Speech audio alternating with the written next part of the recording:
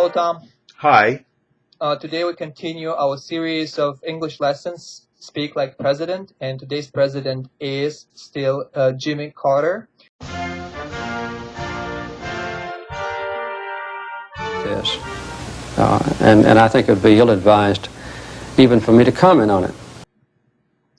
Ill-advised is something that would be negative to do, as if someone were advising you and they told you not to do it. So you could say it would be ill-advised for me to agree with your idea, which means that if I had an advisor, they would say, don't do it. Instead of saying, I shouldn't comment or I don't want to comment, you don't give your reason why you don't want to comment. It's either because you don't want to sound against something, or you don't want to disclose your opinion, right? It's just Yes. a neutral word, and it's a good word to say. It's a way of it's an indirect way of saying no. Diplomatic way. Right.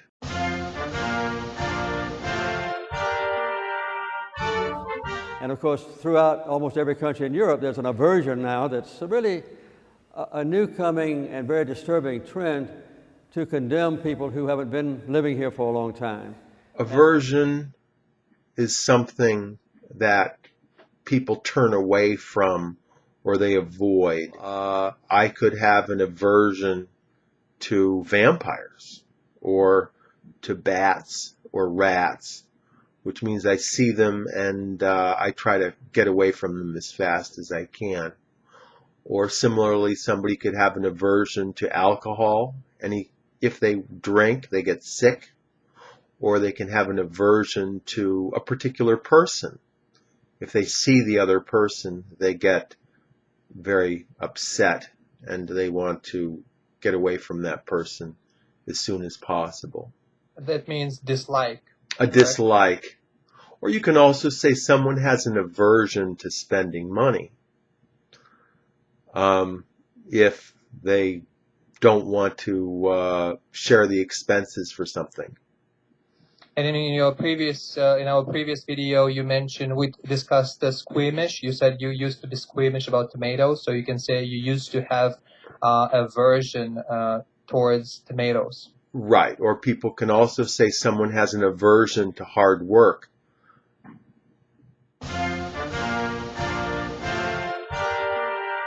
Really a new coming and very disturbing trend to condemn people who haven't been living here for a long time as intruders who might compete for a job. So I think that's an element of racial prejudice that has intruded itself upon the political system and the social system.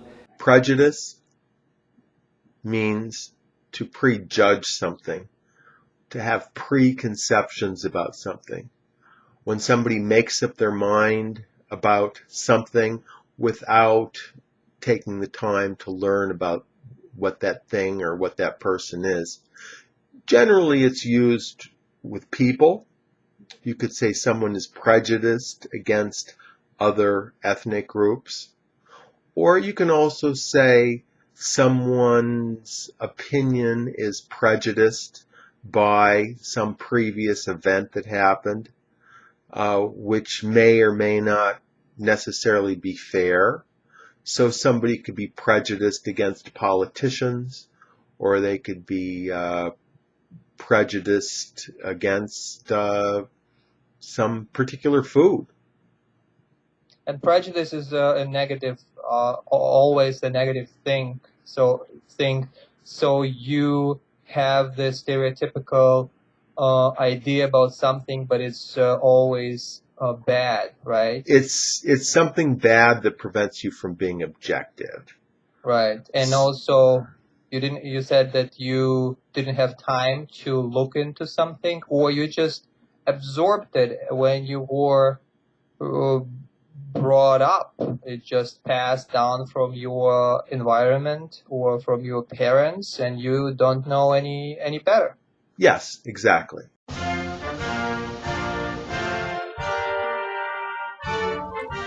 And this sent a wave of hope and aspirations for the Palestinians finally to get some basic political and human rights.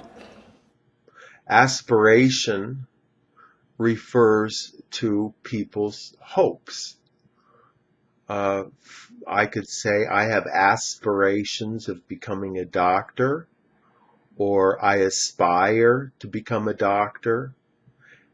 And literally, aspire means to breathe. So it's something that somebody hopes for so much, it's like they're living and breathing in their hopes for the future. I aspire to become a doctor. It means I want to, or I try to, or I strive to become a doctor. It usually it requires an effort, yes.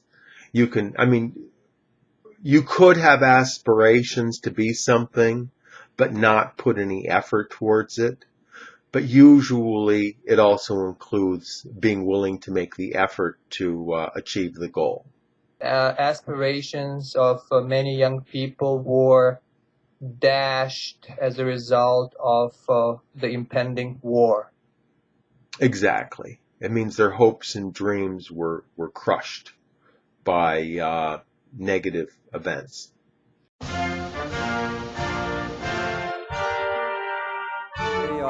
The 1967 borders are not sacrosanct. They can be modified to some degree, and I think sacrosanct refers to something holy or sacred for different religions. It can also refer to something that is treated as if it were holy or sacred. For example, a particular law where people believe that this particular law is very important. And that's why the borders are not sacrosanct. That means they can be modified and changed. They are not permanent. Exactly. And another example I'm looking at the dictionary is the government's most sacrosanct institutions. Exactly. Which means holy, but not holy. That means respected and venerable. That's a good word, like venerable institutions. Yes, exactly. You could have certain institutions where if you don't treat the institutions with proper respect, people would think that you were trying to destroy the country. For example, we might say the Supreme Court is sacrosanct. You may not agree with their opinion, but you do agree that whatever their opinion is, you should follow the opinion. Another expression that comes to my mind that's related to the idea of being holy, and I remember you brought it to my attention a long time ago, was holier than thou. Right. Well, holier than thou, that is an expression referring to someone else who acts as if they are more high-minded, more moral than you, which is considered to be an insult because it means that they consider you to be less than moral. So people will often say, you're acting very holier than thou. And that's when somebody complains to you about something that they are doing as well. For example, if you are late for work and the person who complains about you, they're late for work too, then they're being holier than thou. So you see, you can say also that person thinks that he or she is holier than thou, right? Uh-huh. And thou is an old English word for you, so it's holier than you. That's correct. That's all for today. Tom Taylor is an ESL tutor. He teaches English in the United States and outside, all over the world, using Skype. He can be reached at his website, which is ESL-fullsteamahead.com. Click on this link and check out his website and email with questions. Thank you, Tom, and I'll talk to you next time. Thank you.